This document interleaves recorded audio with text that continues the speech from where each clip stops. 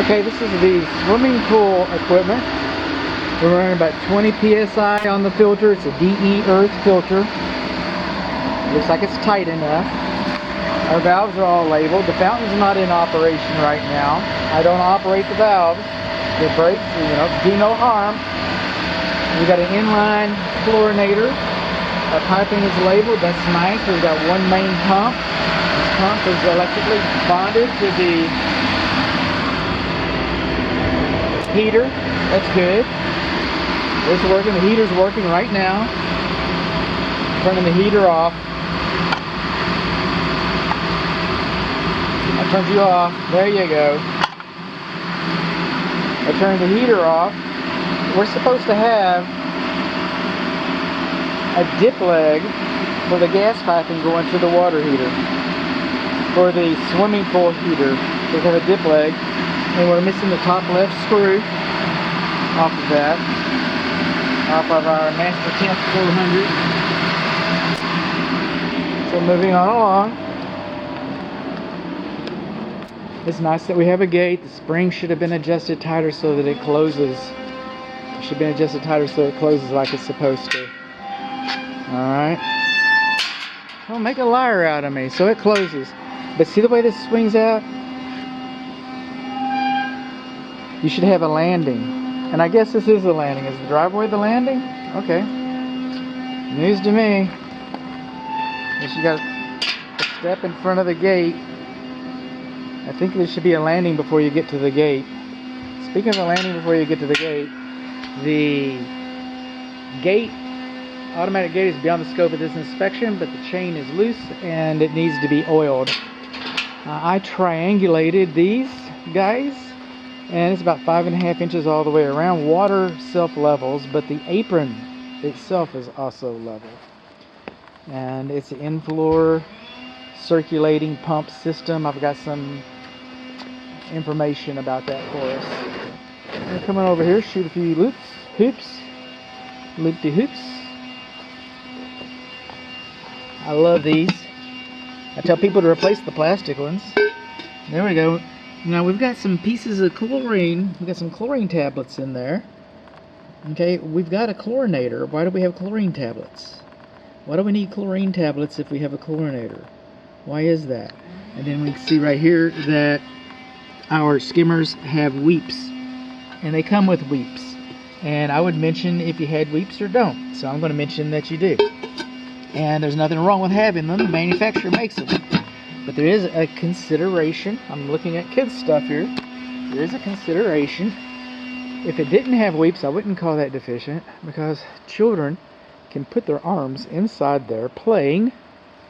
Okay, and they put their arms inside there playing, and the weir catches their hands. It's like a little novelty finger handcuffs, those woven finger handcuffs. You can't get them out, so your hand's stuck in there. Your shoulder's higher than your head. Eventually you get tired. It's a horrible, horrible story. I tell horrible stories. So if you got children, you might want to think about taking the weirs out. And if you don't have children, those weirs are your friend, because once the leaves get in, they don't come out. So it actually helps you keep your pool cleaner. It's a good thing. The manufacturer did supply them.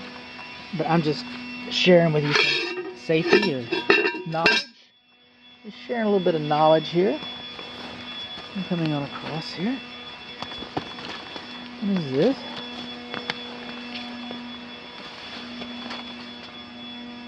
It's a reflection. Very interesting reflection.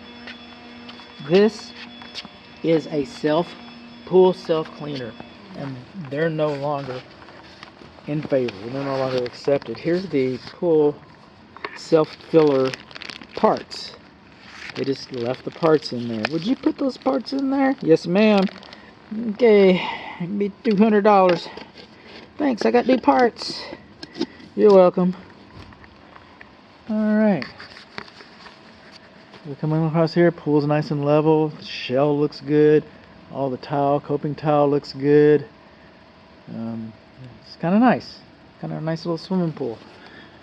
Up here in the bushes, we're going to ramble. This is the lawn sprinkler check valve. It should have been excavated and lined with gravel so it didn't fill up like this. I can tell that it hasn't been serviced within the last year. And then there should be a main water shutoff valve to the sprinkler system. I only see one check valve. I can't even tell if the whole valve is complete. I have seen check valves like this that were dummies. Okay, I saw them sticking up out of the ground. So it looks like you got a check valve there.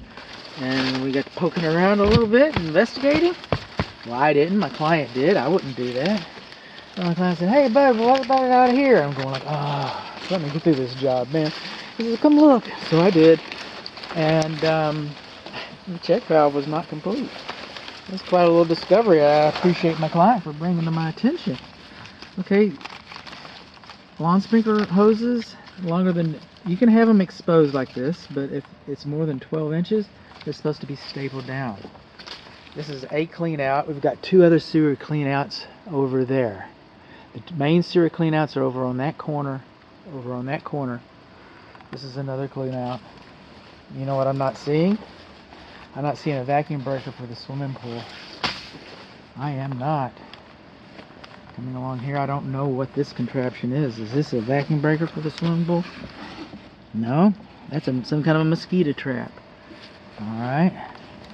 We're going to find a snake. We're going to try. What are you?